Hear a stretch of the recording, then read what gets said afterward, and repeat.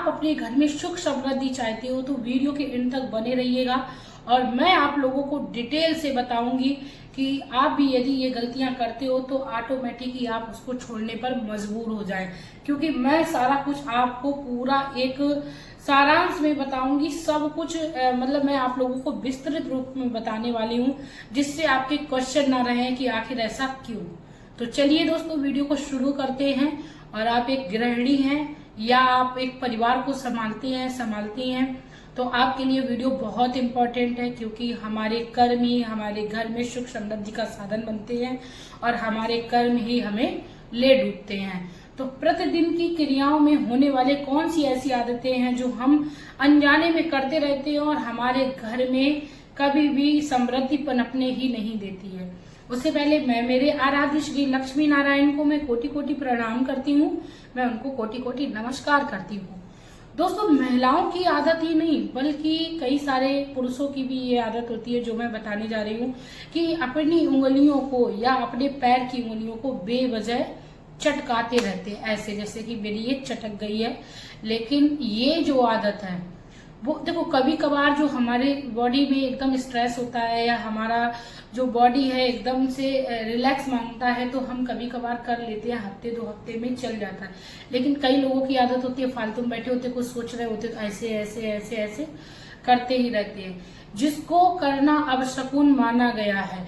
और यदि इसको साइंटिफिक दृष्टि से देखें, क्योंकि हमारे ऋषि मुनि जो भी बात को बोलते थे वो साइंटिफिक रीजन से भी कहीं ना कहीं सटीक बैठती है। अगर हम बार बार अपनी उंगलियों को ऐसे ऐसे चटकाते हैं तो हमें हड्डी का रोग हो सकता है, ठीक है। तो शारीरिक स्वास्थ्य की नजर से भी यदि हम देखते हैं तब भी खराब है, और यदि हम इसको शुभ अशुभ के तरीके से देखते हैं तब भी ये हमारे लिए खराब है, ठीक है। महिलाओं की दूसरे नंबर पे जो आदत होती है, सबकी नहीं होती है पर किसी किसी की होती है, कि अपने घर में जब भी वो कंघी करती हैं तो क्या करेंगी, चल फिर के करेंगी, इधर आ गई, सर से उधर पहुंच गई। अपने बालों को कंघी जो करती हैं पूरे घर में ही नाच नाच के करती हैं, तो ऐसा नहीं करना है। कंघी हमेशा ही हमें एक जगह खड़े होकर या बैठकर करनी चाहिए, जिससे जितने भी बाल हैं वो एक जगह गिर जाएं, क्योंकि वही बाल हमारे कपड़ों में लगते हैं, खाने में गिरते हैं। कई बार तो पुरुष से बहुत नाराज हो जाते हैं, क्योंकि कई सारे पुरुष ऐसे होते हैं। मैं अपने घर की बात करूँ, मेरे हस्बैंड जो हैं, अगर खाने में बाल आ गया तो समझो उस दिन मेरी आफत है। तो मैं वैसे भी बहुत ध्यान रखती हूँ, जब भी अपने बालों को सही करती हूँ तो कंघी मैं हमेशा ही ऊपर उठा के रख देती हूँ, यहाँ तक कि बच्चों के भी हाथ में नहीं आए। कई सारी महिलाओं की एक और आदत होती है कंघी और बालों से ही लेके, कि उनको आलस आ जाता है कभी कभी, कोई जाने में और कोई अनजाने में। जैसे किसी को पता ही नहीं है कि कंघी में बाल लपेट के हमें नहीं रखने चाहिए, उनको ये लगता है चलो दोबारा में जब बालों को सही करेंगे तब निकाल के फेंक देंगे। ऐसा करना भी हमारे शास्त्रों में वर्जित बताया गया है, हमारे यहाँ ये ठीक काम नहीं बताया गया है। तो आपको हमेशा ही जब भी आप कंघी कर ले तो बालों को निकाल कर कंघी को साफ करके कहीं ऊपर स्थान पे रख देना है, जिससे बच्चों के हाथ में ना पड़े, बच्चे उसे मुंह में भी ना दें। तो इसका एक ये भी रीजन हो गया। अब बात करते हैं, कई बार देखा है कि किचन की टॉवल हुए या किचन के कवर्स हुए लोग साफ ही नहीं करते हैं, यहाँ तक कि कई बार बॉक्सेस में देखा है चीजें सड़ जाती हैं, इतनी बुरी किचन से स्मेल आ रही होती है। ये भी कहीं ना कहीं हमारे घर में दरिद्रता का कारण बनती है। जैसे महिलाओं को लक्ष्मी स्वरूपा बताया गया है, तो महिलाओं को अपने घर की रख रखाव की देख रेख भी करनी चाहिए।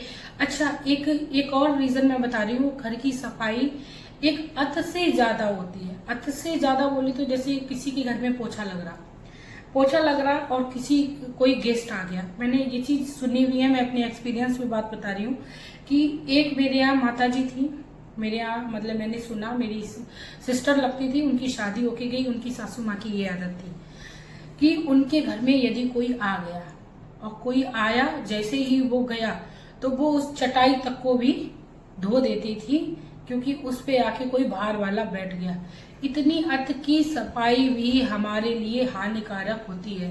सफाई करना है, ऐसा भी नहीं करना है कि हम अपने तन को खूब सुंदर बना के बैठ गए, खुद तो परी से बन के बैठ गए हैं और घर में बदबू आ रही है, किचन के कपड़े इतने गंदे हैं कि उनको हाथों से छुआ नहीं जा रहा, या बॉक्सेस में दालें सड़ गई हैं, चावल में कीड़े लगे पड़े हैं और ऊपर से जाला जैसा उनके ऊपर बन गया। ये सब आपके घर में दरिद्रता का कारण है और इसके साथ ही आपके घर में माता अन्नपूर्णा का कभी भी वास नहीं होने वाला है।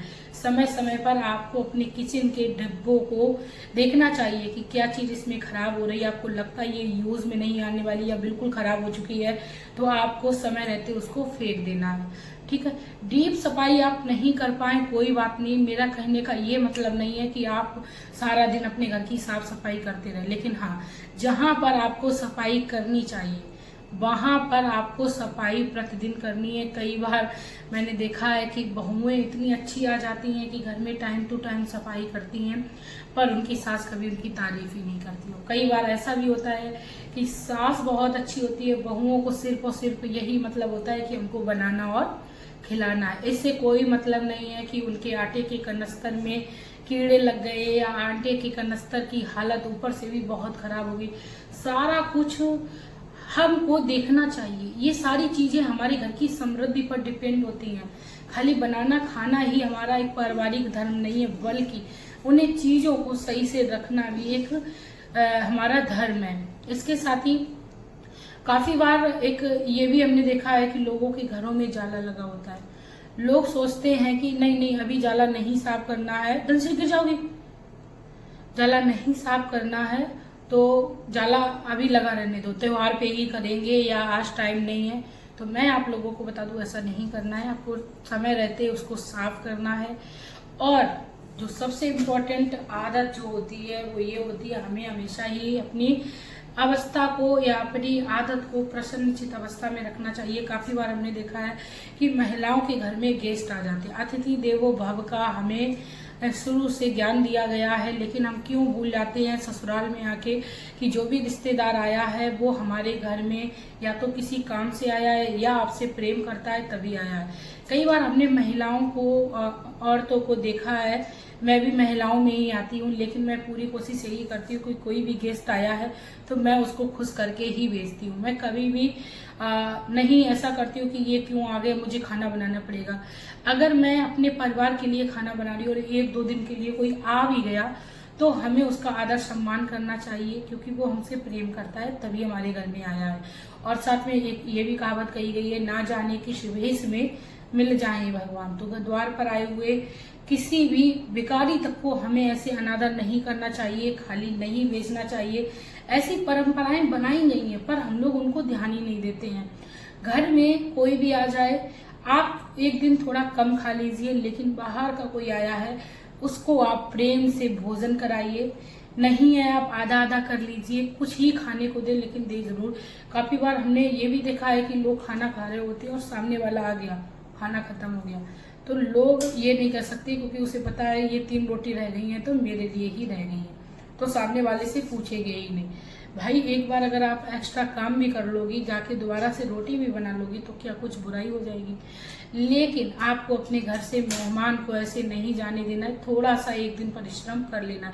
रोटी नहीं बना पा रही आप उसको चाय पिला दीजिए, पानी पिला दीजिए। पानी तो एटलीस्ट सबको ही पिलाना चाहिए जो भी घर में आए, और कोशिश करिए कभी भी ऐसे किसी को ना जाने दें।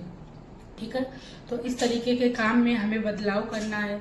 और इसके साथ ही हमें अपने घर की अर्थव्यवस्था को भी सही से रखना है। काफ़ी बार मैंने देखा है महिलाओं को मतलब ही नहीं होता है कि उनके घर में क्या चल रहा है। लाइट चल रही है फालतू में तो चल ही रही है, कपड़े हैं वो मतलब लाए जा रही पूरी तिजोरियां भरी पड़ी हैं। इससे भी आपके घर की अर्थव्यवस्था बिगड़ती है।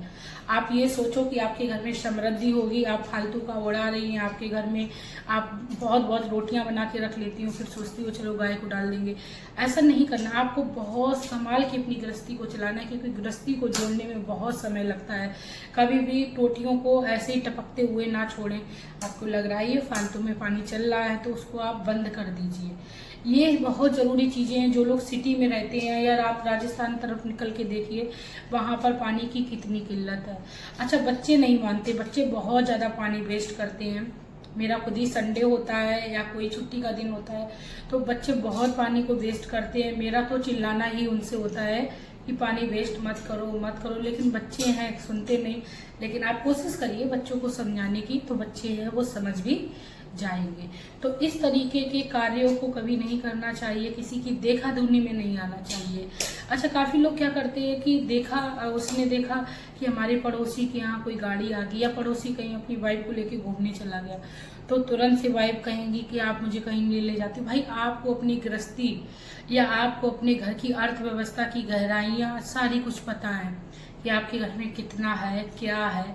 आपके घर में सब कुछ अच्छा है तो आप घूम आइए, जरूरी नहीं है कि आप पड़ोसी को ही देख कर जाए, आप ऐसे ही घूम आइए। और यदि आपके घर में सब कुछ अच्छा नहीं है, आपकी अर्थव्यवस्था अच्छी नहीं है, तो फिर आपको किसी की देखा-दुनी नहीं करनी। अगर आप ऐसा करती हो तो आपके घर में कभी भी तरक्की नहीं होगी, आपके घर में गरीबी ही हमेशा रहेगी। ठीक है, तो आदतों में सुधार करना है। ठीक है, आदतें ही हमारे लिए सबसे बड़ा धन है। हमारी आदत है अच्छी तो हम अपनी लाइफ में सब कुछ पा सकते हैं।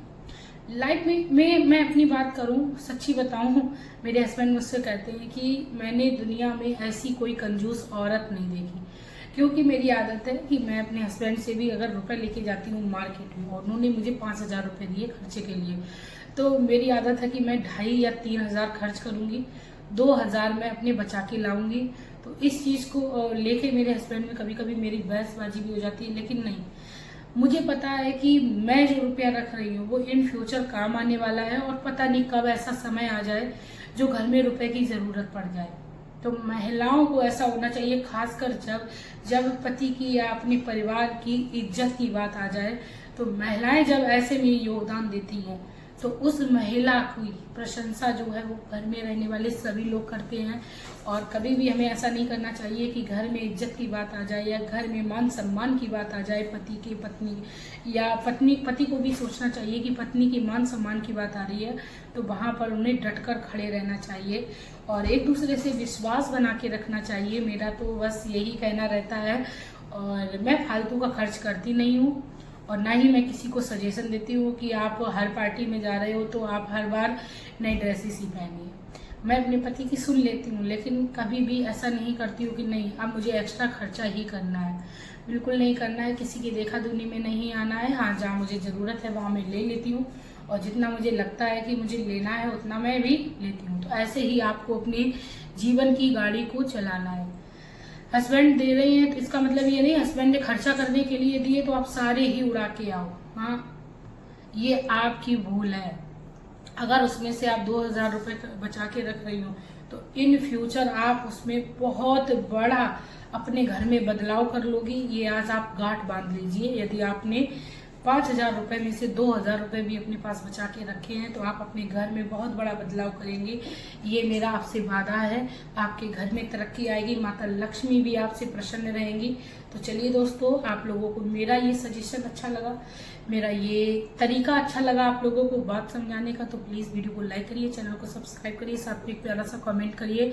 क्योंकि मैं सिर्फ और सिर्फ अपने एक्सपीरियंस पे बात करती हूँ। मैंने कोई किताबों को नहीं पढ़ा, सिर्फ और सिर्फ मैंने श्री हरि कृपा से जो कुछ पाया है वो सब श्री हरि की कृपा से पाया है। जो भी हूँ, जहाँ भी हूँ, जो कुछ आप लोगों को बताती हूँ अपने एक्सपीरियंस में बताती हूँ और मैं खुद में अपने आप में वो चीज़ें जो है वो सब उतारती हूँ कि मुझे भी ऐसे ही अपनी लाइफ स्टाइल को जीना है।